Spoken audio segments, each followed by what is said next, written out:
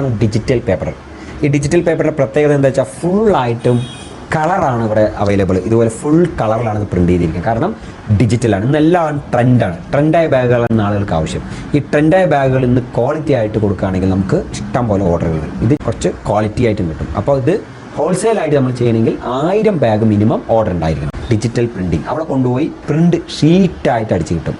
ആ ഷീറ്റ് അടിച്ച് കൊണ്ടുവന്നതിനെ മെഷീനിലിട്ട് ബാഗാക്കി കൊടുക്കാം. അതാണ് പ്രിന്റിംഗ് പ്രസ്സിനെ സമീപിക്കണം. അതുള്ളായിട്ട് കളറാണ്. ഇത് ഗ്രീൻ കളറിലാണ് കാണുന്നത്. ഇതൊരിക്കലും നമുക്ക് പേപ്പർ വാങ്ങിക്കാൻ കിട്ടില്ല.